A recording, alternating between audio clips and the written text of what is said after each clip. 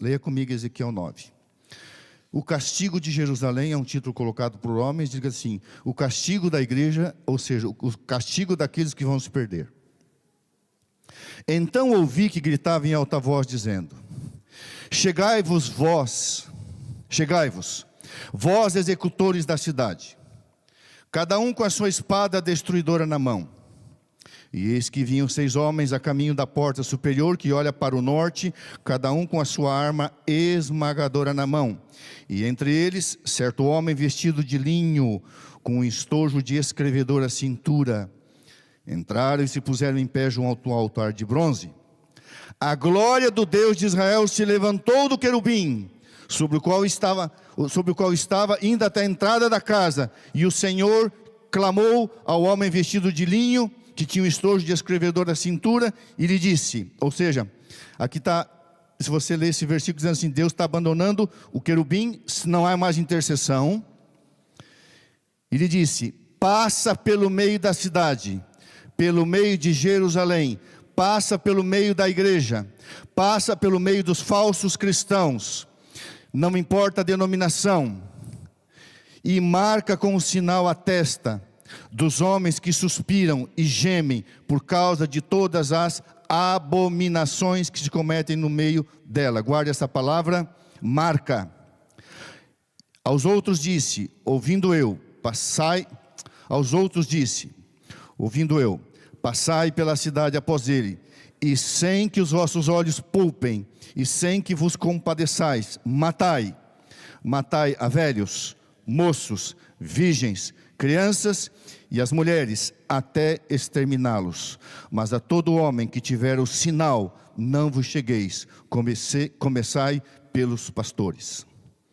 Essa expressão, começai pelo meu santuário, é começai pelos pastores, pelos sacerdotes da época, os falsos profetas, começai pelos líderes religiosos. Isso significa a expressão, começai pelo meu santuário. Esse é o secamento do rio Eufrates. Então começaram pelos anciãos, ok? Os líderes do santuário, que estavam diante da casa. E ele lhes disse: contaminai a casa, enchei de mortos os átrios e saí. Saíram e mataram na cidade. Havendo-os eles matado, e ficando eu de resto, caí com o rosto em terra e clamei, disse: ah, Senhor Deus, dar-se-á o caso que destruas todo o restante de Israel, derramando o teu furor sobre Jerusalém? Então Deus respondeu: a iniquidade, o pecado da casa de Israel e de Judá, que simboliza a sua igreja, é excessivamente grande. A terra se encheu de sangue e a cidade de injustiça. E eles ainda dizem: o Senhor abandonou a terra? O Senhor não nos vê? Também quanto a mim, os meus olhos não pouparão, nem me compadecerei. Porém, sobre a cabeça deles farei recair as suas obras. Eis que o homem que estava vestido de linho, e cuja cintura estava o estojo de escrevedor, relatou, dizendo: fiz como me mandaste. Assim como os anjos foram enviados, e na verga da porta não havia o sangue do cordeiro, o anjo destruidor matou o primogênito de cada casa egípcia. Todavia, na casa de cada filho e filha de Deus que creu na palavra do Senhor através do seu profeta Moisés, o anjo de Deus Peshá. Páscoa significa passar por cima, poupar. Irmãos, aquilo foi logicamente literal, mas também um protótipo, um exemplo. Aqueles que não obedeceram a Deus e que causaram o cativeiro babilônico foram responsabilizados por causa das suas obras a partir dos seus líderes religiosos, os falsos sacerdotes e profetas e reis. Só que isso vai acontecer com a igreja. Todo aquele que não estiver selado, todo aquele que não estiver marcado com o sangue de Jesus na sua testa, na sua mente, no seu coração, receberá a mesma ação do anjo destruidor que os egípcios receberam por ocasião do libertamento do povo de Deus. Então, o tema de hoje à noite, irmãos, tem a ver com isso. Quem tiver o sinal na testa, símbolo de aceitação intelectual, mental, racional, culto racional. As obras, as mãos significam as ações, as obras. O texto agora, Apocalipse 7, verso 1 até o verso 3. Por favor, abra a Bíblia, pode deixar ali agora. Apocalipse 7, verso 1 até o verso 3. Veja, termina o sexto selo, há um parênteses. É uma visão dos glorificados. Deus mostra, através desse parênteses, no capítulo 7, e depois vem o sétimo selo, que é a volta de Jesus. Ali nós temos uma visão dos salvos. Enquanto não mostra os glorificados, fala-se do processo que deve existir. Depois disso vi 4 anjos em pé nos 4 cantos da terra, conservando seguros os 4 ventos da terra, para que nem o vento soprasse sobre a terra, nem sobre o mar, nem sobre árvore alguma. Você sabe o que significa isso aqui? Queridos irmãos, você não tem ideia, nem eu, do quanto nós devemos à proteção dos anjos. Se nessa igreja não tivesse os anjos de Deus, o diabo ia mandar um incêndio, um vendaval, alguma coisa, e todos nós seríamos eliminados. Se o Senhor não guardar a casa, a cidade, em vão vigia a sentinela. Os anjos de Deus estão segurando os ventos, que significa guerra, contenda, lutas. Mas aos poucos, a irmã te diz, segura, mas gradualmente o Espírito Santo está sendo retirado da terra. Há um movimento assim de retirada, mas também de descida. Enquanto o Espírito Santo está sendo retirado daqueles que não querem abandonar o pecado, que não lutam contra a sua natureza, o Espírito Santo está se afastando. Mas aqueles que estão lutando, o Espírito Santo está descendo. E ela diz, tão certo, tão seguro, o Espírito Santo está sendo retirado da terra aos poucos. Vi, verso 2, outro anjo que subia do nascente do sol, Jesus Cristo, tendo o selo do Deus vivo, e clamou em grande voz aos 4 anjos, aqueles aos quais fora dado fazer dano à terra e ao mar, dizendo, não danifiqueis, ou seja, não permitais que o diabo danifique, nem a terra, nem o mar, nem as árvores, até selarmos na fronte os servos do nosso Deus. Aí você pega Ezequiel 9, a marca, o selo. E nós vamos falar disso, irmãos. Adaptação para o ambiente celestial é uma forma de você falar sobre selamento. Ou a mesma coisa, santificação. Sem selamento e sem santificação, ninguém verá a Deus. Por isso que um pastor, nós os pastores, temos a responsabilidade de pregar o que é verdade. Eu vou ilustrar. Eu não sei se meu pai e minha mãe estão assistindo. O pai tem uma fazenda que vai dar entrada até um lugar chamado Matador. Era um antigo matadouro de gado, isso décadas e décadas atrás, e hoje o nome é Matador, porque havia lá vários abatedouros e matadouros de bois. E meu pai tem uma fazenda que vai da entrada para os Campos Gerais, é uma região, passando em cima de uma serra, dá no Matador, é uma enorme de uma fazenda que o pai tinha. E ali na entrada, onde nós morávamos, passava a rodovia federal de terra naquela época, havia uma cachoeira na serra, e lá nós tínhamos a tomada da água que vinha por encanamento, e quando era o inverno caía em torno de 60, 65 geadas naquela época, muitas vezes nevascas, como foi em 77, e muitas vezes a água só chegava às 11 horas da manhã, quando dava muito sol, e os canos que tinham congelado liberavam água. E era comum, especialmente na época da primavera, quando vinham as tempestades, ou na época do gelo, estragar os canos, e a gente tinha que achar aonde tinha estragado os canos. Então o pai dizia, vamos arrumar água, essa é a expressão, vamos arrumar água. E a gente tinha que andar, até encontrar algum vazamento, um cano estourado, alguma coisa que aconteceu. Isso era, até hoje é recorrente lá, agora no Matador. E uma vez fomos arrumar água. Nós já tínhamos aí encontrado o problema, o gado tinha pisado numa emenda, a vaca pisou e a emenda estourou, já tínhamos arrumado, e estávamos indo para cá no meio de um capão de mato, dava próximo de um rio, eu estava com uma bota de borracha, pensa que essa caixa é uma cobra enrolada, uma jararacuçu, uma cobra extremamente venenosa, numa fazenda que antigamente havia um antídoto chamado específico pessoa, que depois foi proibido de ser usado, mas que ajudou a salvar muitas pessoas. Quando eu coloquei o meu pé direito, meu pai falou: para, filho, não se mexe. Eu estava com uma perna para trás e um pé assim.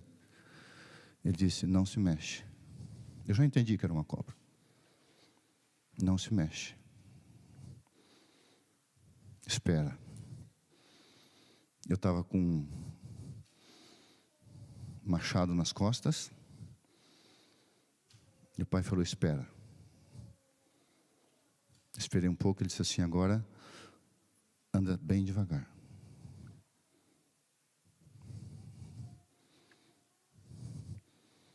Ele falou: agora corre lá em casa e traz a espingarda. Eu trouxe a espingarda, eu joguei, o pai pegou. Não tinha jeito, matou a cobra. Queridos, eu obedeci a voz do meu pai. Para. Quando meu pai viu aquela serpente enrolada, o meu pai ia esperar se ela ia se preparar para o bote ou não. Por alguma razão ela não deu bote. Ela poderia dar o bote para cima, pegar a minha mão, minha perna, e aí como fazer para sair dali até andar numa cidade maior, 80 quilômetros de terra. Sim, nunca fomos mordidos, não saberia o que poderia acontecer. Deus quer preparar você, porque Satanás, ele está assim, enrolado, pronto para dar um bote. A Bíblia usa a ilustração de um leão que brama, que ruge, querendo devorar, querendo destruir.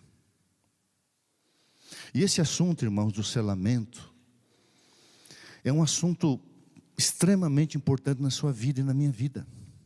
Porque se você não estiver passando pelo processo, que é uma caminhada, processo de santificação, de preparação, que eu chamo de adaptação para o ambiente celestial, a Bíblia diz: sem a santificação, ninguém verá não vai ver como salvo. Porque todo olho verá, até aqueles que o traspassaram, mas bilhões o verão como perdidos. Eu quero ver você, eu quero ver Jesus como salvo em você. Amém? Eu quero ver Jesus como salvo. Você quer? Diga amém. Então diga: eu quero ver Jesus como salvo. Irmãos, nós vamos ver Cristo para a destruição ou para a perdição. Não tem jeito. E aqueles que virem Jesus,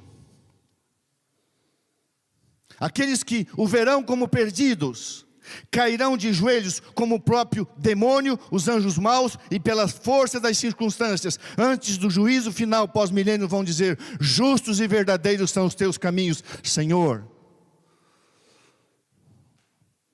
Perdemos a vida eterna, e a culpa não é do Senhor, porque o céu deu tudo sem ter nada mais para dar. O céu fez tudo sem ter nada mais para fazer. Eu gosto de uma citação, Ellen White diz: a divindade se inclina sobre a terra, oferecendo graça. Qual a diferença entre graça e misericórdia? A graça dá o que não merecemos, a misericórdia não dá o que merecemos. As misericórdias do Senhor são a causa de não sermos consumidos, porque suas misericórdias não têm. A misericórdia de Deus nos poupa, e Deus está poupando uma raça ainda, porque Ellen White diz que Jesus sente repugnância em saber que bilhões estão perdidos, iludidos, e que o único céu que terão aqui, o único céu que terão vai ser aqui, e para nós os cristãos, o único inferno que vamos ter é aqui. Aqui não é o céu. Nós estamos, irmãos, num campo de batalha. Nós somos espetáculo aos mundos não caídos, aos anjos. É o menor planeta da criação, é o átomo da criação, é o menor planeta criado. Tanto é que em 24 horas a Terra dá a volta na Lua e durante um ano dá a volta em redor do Sol. Gira em redor do Sol. Rotação e translação. A Terra é muito pequena. O Júlio estava me mostrando aí a experiência que um homem muito inteligente desse país está fazendo a partir do Cabo Canaveral, um foguete que vai chegar a Marte. Vai chegar, não vai demorar 6, 10 anos, vai chegar. A Terra é muito pequena. Deus está tendo paciência e amor com o ser humano. E esse tempo, irmãos, é um tempo de selamento. Por que eu vivo? Por que você vive? Irmãos, nós temos poucos dias para nos prepararmos para ver Jesus voltar. Isso aqui é um empréstimo. Isso aqui é uma oportunidade, chamado um tempo de graça que você tem. Me diz para mim, qual a razão pela qual você vive? Eu vivo todo dia com uma coisa na minha cabeça. Eu vivo em função do dia final. Quem está chegando perto de 60 aí já sabe, nós temos muito mais passado e poucos anos pela frente. A vida se foi, de repente você olha para trás assim, estou aposentado, como assim? A vida vai, é muito rápido. Então vamos ao tema. Preparação, adaptação para o ambiente celestial. Pode colocar, por favor, querido, PowerPoint. Já lemos ali. O selamento alcança os seguintes objetivos. Vou ser um pouco mais didático hoje. O selamento fixa na vida os princípios da lei de Deus. O selamento faz com que os selados sejam fiéis na observância do sábado, em meio à apostasia e à mais feroz perseguição. O selamento é a obediência ao sinal de Deus. Existe uma diferença entre o sinal de Deus e o selo de Deus. O sábado é o sinal de Deus. O selo de Deus é a vivência e a observância do sábado. Ok?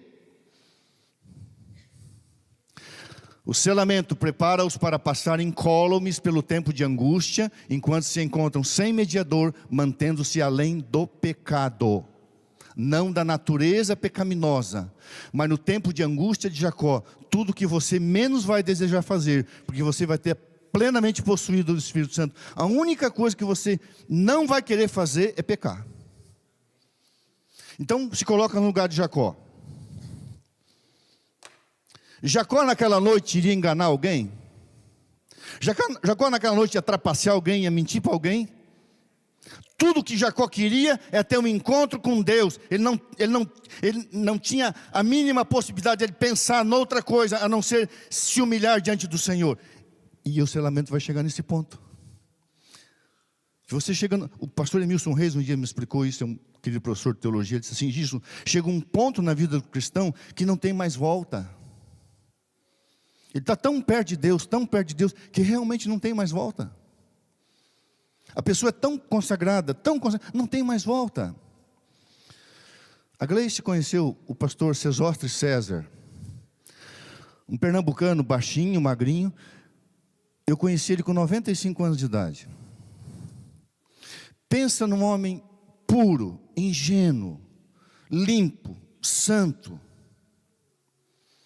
E ele gostava, quarta noite, domingo, eu chegava na igreja do IASP, hoje o NASP 3, eu chegava na igreja, no primeiro banco, o pastor César vinha me abraçar, comentar, me encorajar, falar, animado, alegre. Daí o pastor Rubens Lessa veio, fez a festa de aniversário dele, de 96 anos, daí ele ia completar 97 anos, e aí um dia eu deixei cair a minha chave do carro, e quando eu fui pegar a chave do carro, ele me entregou. Eu falei: pastor? Ele falou: é que eu estou mais perto do chão. Ele é muito baixinho, ele é baixinho. Bem-humorado. Ele não tomava um remédio, não tinha uma doença, ia fazer 97 anos. Sabe aquele homem que você olhar assim e diz assim: oh meu Deus, eu quero morrer que nem esse homem. Essa é a morte. O dia que esse homem morreu, eu quero morrer assim, ó. Aquele homem estava tão perto de Deus, tão limpo, tão consagrado, que para ele era tão puro. Eu fui várias vezes na casa dele. Eu assim, parecia uma criança. Antes de completar 97 anos, ele passou mal, foi para o Hospital Adventista em São Paulo. Ele falou, não posso ir sem levar livros. Perguntar para a enfermeira, você é da Igreja Adventista Sétimo Dia? Algumas não eram, não são. Então leia esse livro que você precisa ser. E antes da noite, antes de encerrar o turno da noite, ele distribuiu o turno começa a certa hora, mas antes de ele dormir, o horário que a enfermeira passou, só passaria na manhã seguinte ou na madrugada. Enfim, a enfermeira passou, era uma pessoa que não era da fé. Ele entregou um livro, falou com ela, brincou com ela e dormiu. Algumas horas depois, a enfermeira foi ver como ele estava e ele tinha dormido o sono dos justos. E ele foi para o dormitório, o quarto de dormir. Você sabe, talvez você já tenha ouvido falar, que a palavra cemitério, Cemiterium em grego, ou coimaterium em latim, significa quarto de dormir. Os primeiros cristãos esperavam a volta de Jesus para os seus dias, e eles não vinham, e Jesus não vinha. E eles se desesperavam. Então Paulo escreve a carta à igreja de Tessalônica explicando, você está lá no capítulo 4, 1 Tessalonicenses. Então eles iam, e eles denominaram os campos dos mortos de cemitério. Cemiterium. Onde vamos levar nossos mortos? Para o cemiterium. Depois, em latim, coimaterium. Aí vem para o português, cemitério. Significa dormitório, quarto de dormir, se Jesus não voltar. E eu e você tivermos que passar por essa desgraça, por esse inferno, que morte e inferno é a mesma coisa. O inferno é o lugar dos mortos. Nós iremos para o quarto de dormir. E de lá sairemos pela voz de Jesus, como Lázaro saiu.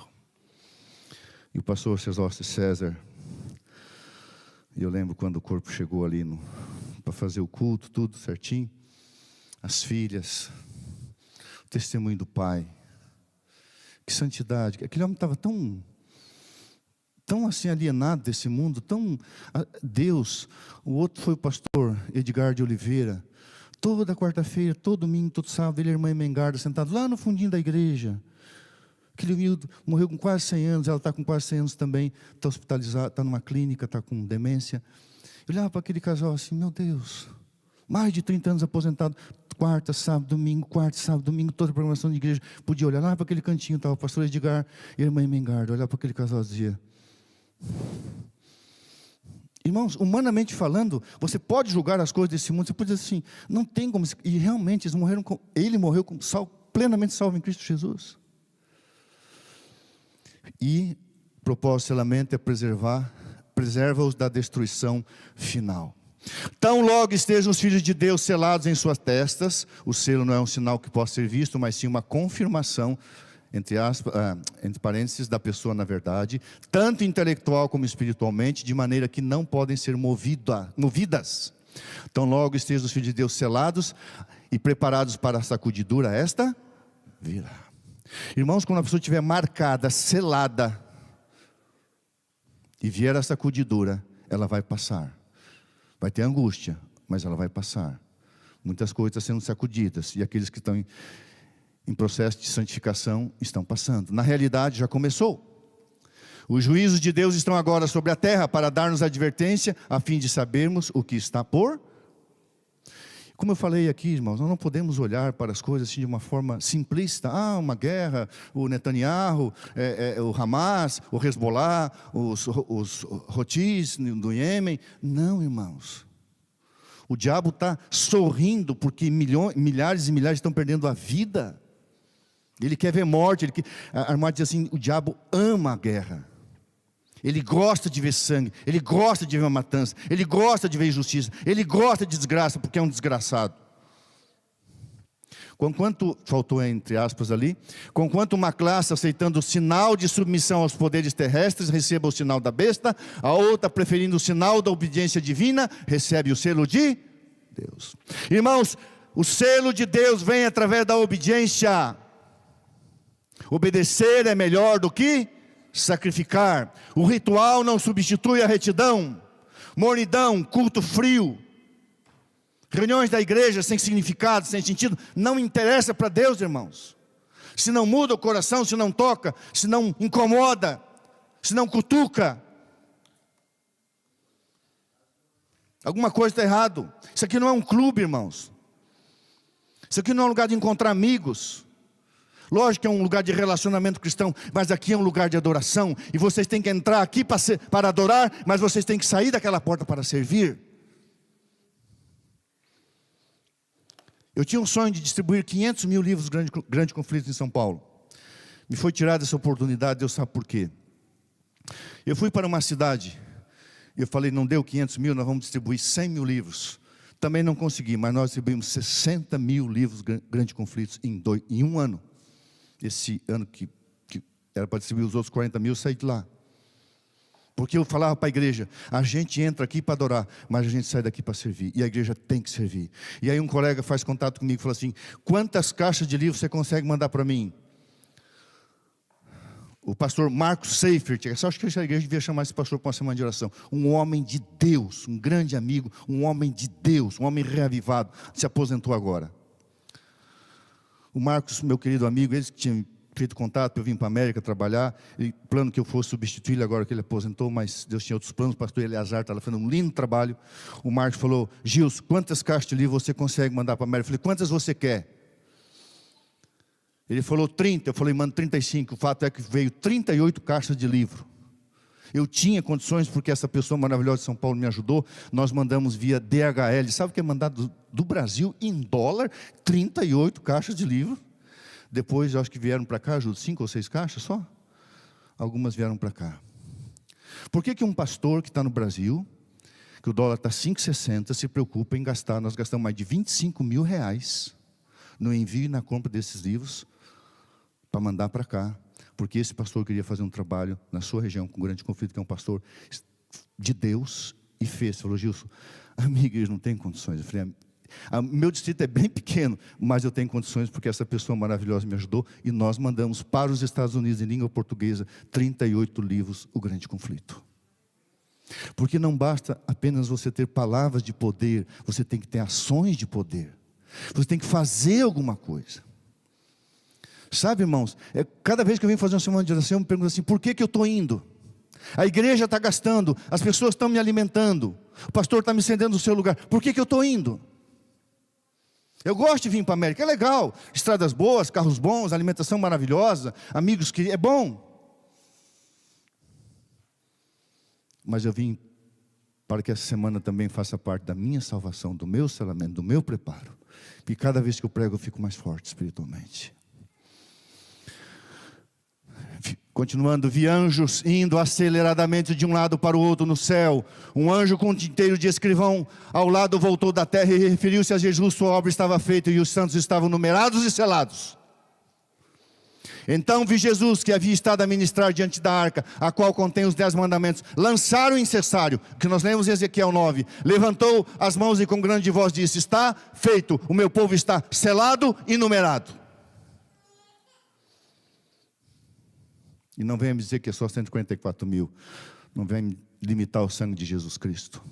Enquanto Satanás estava com suas acusações e buscava destruir esse grupo, santos anjos, invisíveis, passavam para cá e para lá, colocando sobre eles o selo do Deus vivo. Estes são os que se acharão sobre o monte Sião com o cordeiro, tendo escrito na fronte o nome do Pai. Uau! Selamento, santificação, adaptação para o ambiente celestial eternamente de Cristo. Pensar como Deus pensa, sentir como Deus sente, ver como Deus vê. Sempre que eu exerci meu ministério, eu me perguntava, se Jesus fosse pastor dessa igreja, o que ele faria?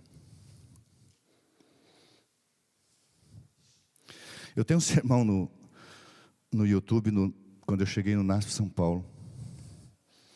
Nos meus primeiros sermões, eu comecei assim. É uma grande igreja, 5 mil membros, nós tínhamos 3 cultos, eu comecei falando assim. E eu vou falar agora a mesma coisa, tá? Vamos supor que eu olhe para cada porta e veja João Batista entrando. Na hora eu percebo que é João Batista, lógico, eu já saio daqui, sento ali, não vou me ajoelhar porque é um homem, mas vou ficar ali. João Batista sobe aqui, ele olha para você. Ele olha para o pastor Nelson, ele olha para mim, ele olha para cada um de nós aqui. O que ele vai dizer? arrependei-vos, porque é chegado o reino dos céus. Mas de repente chega Jesus. E eu olho, chego ali, quando ele chega aqui, eu caio de joelhos. Quando Jesus abre a sua boca, sabe o que ele fala? Arrependei-vos, porque o fim está próximo. Foi assim que João Batista começou o seu ministério. Foi assim que Jesus começou o seu ministério. E ele chegaria nessa igreja e falaria para você e para mim e para o pastor Nelson: arrependei-vos, porque o fim está próximo. E eu preguei essa mensagem para a igreja, porque foi assim que João falou, começando o seu ministério. Foi assim que Jesus começou o seu ministério: arrependei-vos, porque é chegado o reino dos céus. Arrependei-vos, porque é chegado o reino de Deus. Arrependei-vos. A primeira mensagem de Jesus, o seu primeiro sermão, foi um sermão sobre arrependimento. O batismo de João era batismo de pessoas arrependidas dos seus pecados, chamado batismo de arrependimento. O que é o selo de Deus? Fostes selados com o Espírito Santo O Espírito Santo, irmãos, é o agente de selamento. O Espírito Santo é o agente de adaptação para o ambiente celestial. O que significa a palavra vicário? O que significa a palavra pontífice? Pontífice é quem faz ponte entre uma outra pessoa. Não existe na terra o sumo pontífice humano. O pontífice na terra é o Espírito Santo de Deus. O último elo entre o homem e Deus é o Espírito Santo que nos sela. Maldito ser humano que aceita esse título divino: eu sou pontífice. É nada, sentado lá no trono, querendo ser Deus, parecendo ser Deus e se declarando o próprio Deus. O papado acha que ele é o próprio Deus. Tão louca, por isso que chama a imundícia de uma doutrina. Não entristeçais o Espírito Santo de Deus, no qual fostes selados para o dia da... Irmãos, é o Espírito Santo de Deus que imprime na minha mente, que imprime na sua mente as verdades, as principais verdades. Serão duas. Você tem que guardar, algumas coisas a gente tem que saber de cor, gente. Quais serão os dois grandes temas, que vão envolver, enredar o mundo espiritual para tomar uma decisão nessa sacudidura ao lado de Cristo ou contra Cristo? Dois temas, quais são? Não. Primeiro, imortalidade da alma. Aí vem o Espiritismo, que é um trem cheio de vagões. E o segundo tema, a santidade do sábado ou o dia espúrio do domingo. Irmãos, quando Satanás chegou no monte em que Jesus estava se preparando para o ministério, ele foi buscar o Espírito Santo, ele foi vencer onde Adão caiu, ele entrou em jejum, e durante 40 dias e 40 noites jejuou para vencer como homem, onde Adão caiu num pequeno, aparentemente um pequeno fato, né? Mas ele quebrantou a lei de Deus, porque a palavra de Deus é a lei de Deus. O diabo chegou, e Jesus abriu os olhos. Haviam anjos ali acampados, cuidando de Jesus. Jesus não via, não sabia. Mas de repente ele viu um anjo de luz. E Jesus deu as boas-vindas. Ele era humano. E de repente aquele anjo de luz, Jesus estava assim como ser humano, feliz, estupefato, alegre. De repente aquele anjo de luz disse: se tu és o Filho de Deus, opa, sai Satanás. Um anjo de luz. Somente quando aquele anjo de luz abriu a boca, Jesus já reconheceu, porque estava cheio do Espírito Santo, que era o demônio. Não é se eu sou, eu sou. Eu sou o que sou. E aí o diabo tenta ele mais duas vezes, e finalmente vai embora. Não teve chance com Jesus.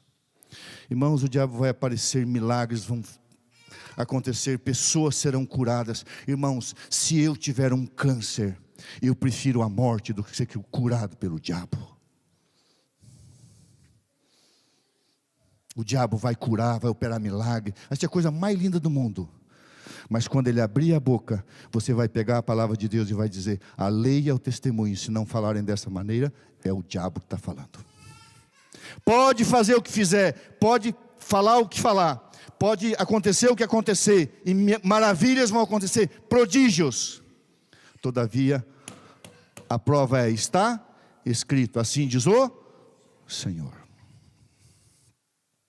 O anjo com o tinteiro de escrivão há de colocar um sinal na testa de todos os que estão separados do pecado e dos pecadores. E o anjo destruidor vem após este anjo. Ezequiel 9. Isso aqui é literal, irmãos. Nós estamos nesse processo. Não é acontecimento que chega lá e é carimbado. Muitas pessoas falam da possibilidade de a ciência desenvolver a tal ponto de a gente não precisar mais. Hoje no Brasil não existe mais RG, que era o registro geral. Hoje o teu CPF basta, existe um número só. Você tem uma identificação só, que é o seu cadastro de pessoa física, CPF. Existem vários estudos. Poderá chegar um momento em que nós teremos que usar, alguma coisa no corpo. Isso não significa que vai ser essa marca, mas nós poderemos ter uma identificação, não sei. Mas essa não é a questão é aqui, ó. A nossa mente tem que estar marcada com o sangue de Jesus Cristo e a sua palavra. E a nossa vida deve testemunhar pelas obras que somos do Senhor. E depois de sermos selados e separados do pecado dos pecadores, aí vem o anjo destruidor. Vem o anjo selador, depois vem o anjo destruidor. E vem, irmãos. E vem. Assim como veio sobre os egípcios. O quarto mandamento é o único de todos os 10 em que se encontra tanto o nome quanto o título do legislador. O nome: Criador, legislador do céu e da terra. É o único que mostra pela autoridade de quem é dada a lei. Lhes dei os meus sábados. Desta forma, destarte, contém o selo de Deus, afixado a sua lei, como prova da autenticidade e vigência da mesma. Gosto de falar, a lei de Deus é perpétua e imutável. E a luta será sobre a perpetuidade e a santidade da lei de Deus, especialmente o quarto mandamento, que é a marca do Senhor Jesus Cristo, o Criador do céu e da terra, aquele que fez todas as coisas. E como estamos estudando essa semana, nada do que foi feito sem Ele se fez. Irmãos, você escolheu nascer? Eu também não, mas eu gostei que eu nasci. Esses dias eu li uma matéria. Eu achei que era brincadeira, mas o negócio parece que vai pegar por aí, num país da Europa. Um pai tentou pedir para o filho sair de casa aos 30 e poucos anos e cuidar da vida dele. Ele falou: não, eu não pedi para nascer, vocês que me fizeram, agora vocês vão me sustentar. Eu não vou trabalhar, não vou estudar, eu não pedi para nascer. Quando você lê 2 Timóteo 3 ali, a descrição do caráter do ser humano é literalmente palavra por palavra, porque adjetivo sobre adjetivo igualmente. Eu não escolhi nascer nesse mundo de pecado, mas Jesus me criou, e Jesus me criou, e Jesus morreu por mim e me salvou, e Ele voltará para me buscar. Então, obrigado, Senhor, porque eu existo. Eu devo a minha vida a Ele, eu devo a minha respiração a Ele. A lei de Deus é perpétua. Agora é o tempo de preparar-se. O selo de Deus nunca será colocado sobre a fronte de um homem ou mulher impuros. Eu tenho um sermão no YouTube que já passou muito longe de 500 mil visualizações. O pecado especial de Satanás no tempo do fim. O pecado que mais vai tirar cristãos do céu chama-se imoralidade sexual, sensualidade, usando os termos do dom profético, mas colocando assim em palavras atuais: pornografia, homossexualidade, bestialismo, e aí vai. O pecado especial de Satanás no tempo do fim é a sensualidade, como foi nos dias de Noé, como foi como Sodoma e Gomorra, assim está sendo já. Está tudo muito bonito, né? Irmãos, sabe o que é uma parada gay na cidade de São Paulo? Aonde centenas e centenas de pais levaram seus filhos no colo, homem com homem, mulher com mulher, levando crianças, 3, 4, 5 anos, para ensinar para elas que elas têm que viver assim, como sodomitas. E não é errado? Não é ilegal? Não é ilegal. Pelo contrário, o pecado virou lei. O pecado está sendo legalizado.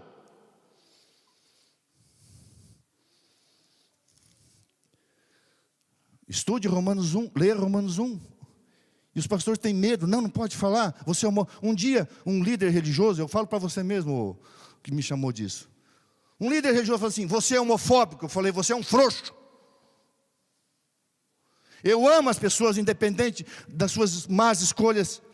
Eu gosto das pessoas. Eu tenho amigos que infelizmente foram por esse caminho. Eu tentei ajudar, pelo menos 3 deles. Um morreu salvo em Cristo Jesus. Se entregou a Jesus, tinha AIDS, se entregou a Jesus, andou com Jesus, o Amaro. Era um querido. Não perdeu o seu jeito, mas ficou puro até a sua morte, depois se entregou a Jesus. Era um querido, era um grande amigo que eu e a Miriam tínhamos, respeitávamos, amávamos. O outro, eu não posso mencionar não, porque estão vivos, mas do Amaro eu posso falar. Eu não sou contra a pessoa, mas o pecado é pecado, e o pecado é mortal, e pronto. E quando eu pregava isso lá no NASP, um ser vivente, que eu nem posso dizer que é um pastor, um dia me ligou assim: você é homofóbico? Eu falei: você é um frouxo. Aí me tiraram de lá.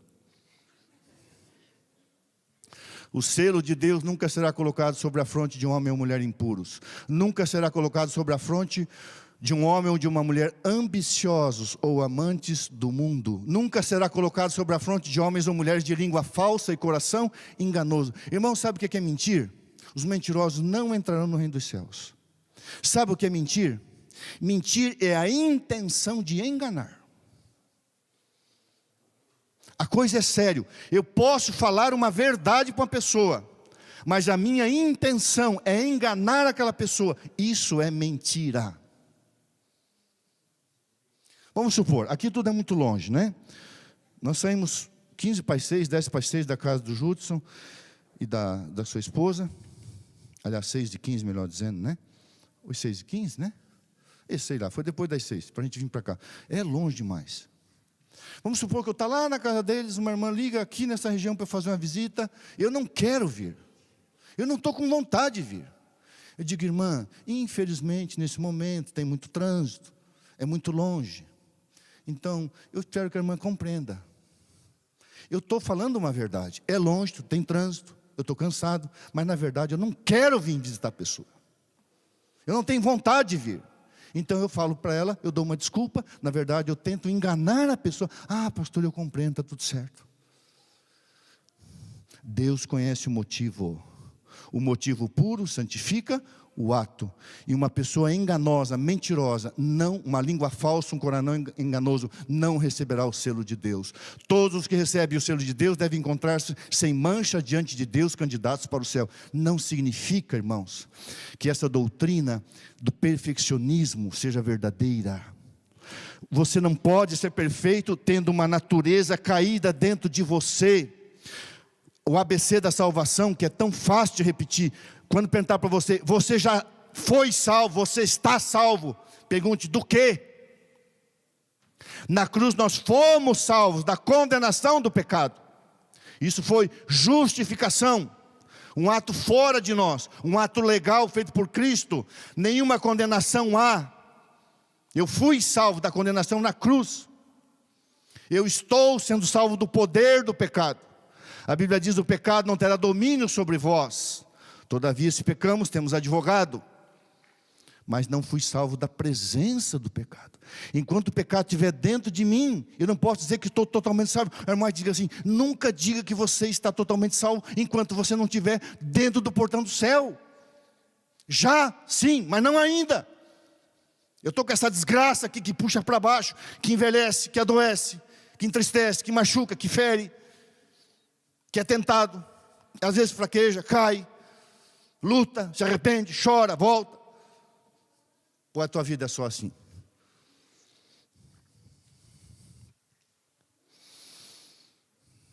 Terminou.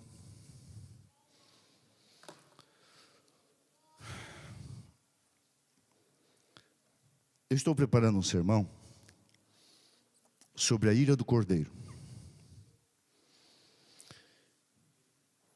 Aqui nos Estados Unidos, eu acho que é bem conhecido de vocês,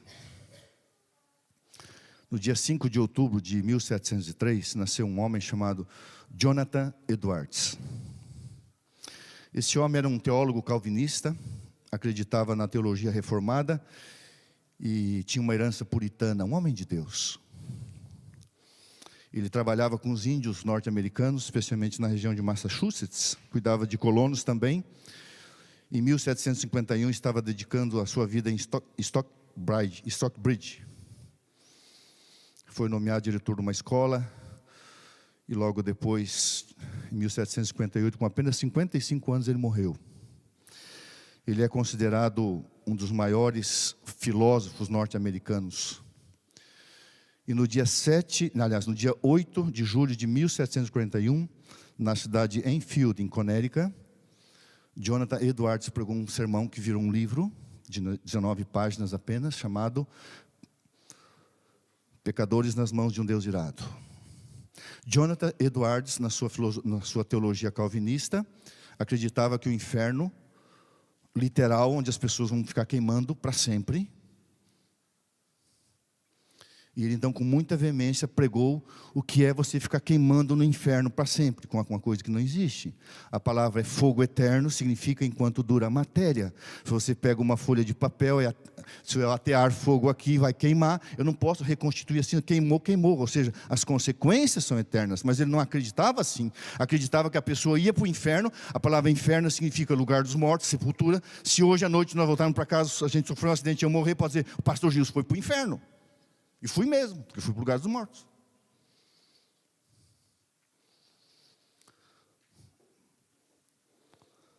Por isso a Bíblia diz, a morte e o inferno, a mesma coisa. Mas ele acreditava no inferno literal. E ele pregou esse sermão. Irmãos, quando você lê esse sermão, no YouTube tem uma pessoa que fez uma leitura. A história diz que as pessoas se agarravam nas colunas da igreja, nos bancos, como se estivesse assim para queimar e para o inferno, porque elas estavam com medo. Foi um sermão para causar pânico, pavor. Não é essa a intenção de Deus, causar medo.